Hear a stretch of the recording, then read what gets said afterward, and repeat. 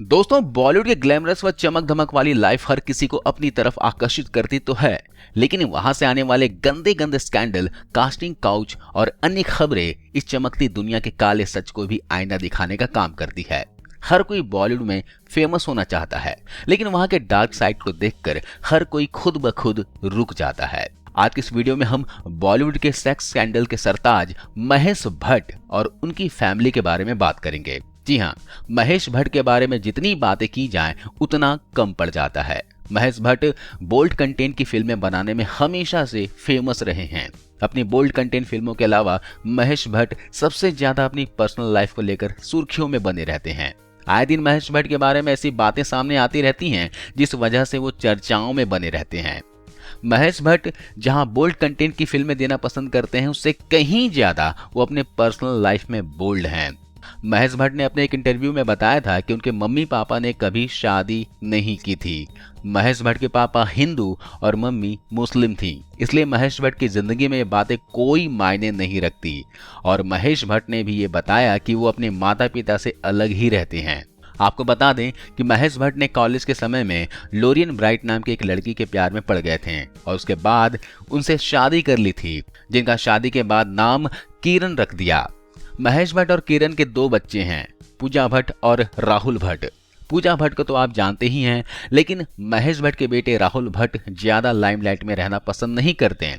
वहीं शादी के बाद भी महेश भट्ट के एक्स्ट्रा मैरिटल अफेयर्स रुके नहीं, जिसकी वजह से उनकी शादी पर भी बहुत असर पड़ा और आखिरकार उनकी पत्नी किरण ने उन्हें तलाक दे ही दिया।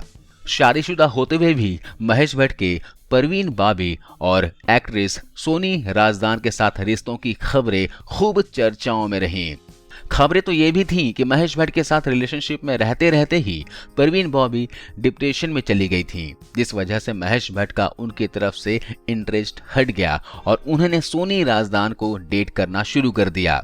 आपको बता दें कि सोनी राजदान और महेश भट्ट ने काफी टाइम तक डेट किया था और जब महेश भट्ट ने सोनी राजदान से शादी करने का मन बनाया तो उन्हें मुस्लिम धर्म अपनाना पड़ा, जिससे भी वो पीछे नहीं हटे और मुस्लिम धर्म अपनाकर महेश भट्ट ने सोनी राजदान से शादी की।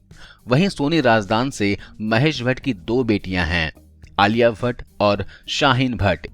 आलिया भट्ट जहां बॉलीवुड में अपना नाम कमा चुकी हैं, वहीं शाहीन भट्ट लाइमलाइट से दूर ही रहना पसंद करती हैं।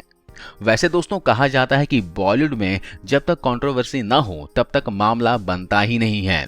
जब तक फिल्म रिलीज होने से पहले कोई विवाद ना हो तब तक फिल्म हिट नहीं होते और जब तक महेश भट्ट किसी नई लड़की को हम बिस्तर ना कर लें तब तक उसका बॉलीवुड में उद्धार नहीं होता है।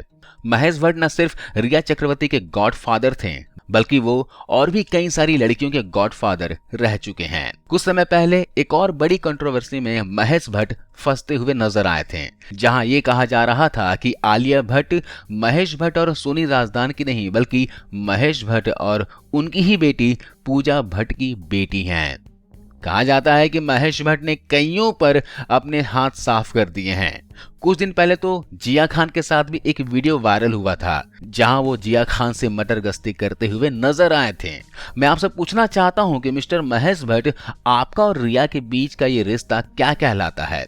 आपको रिया क्यों लव यू बोलती है? आखिर ऐसी क्या वजह थी कि आपने रिया को सुशांत से अलग होने के लिए उकसाया? आखिर आप क्यों सुशांत से नफरत करते थे? लेकिन एक बात तो तय है दोस्तों, सुशांत की तरह ना तो इनकी फैमिली में कोई टैलेंट पैदा हुआ है और ना ही होगा।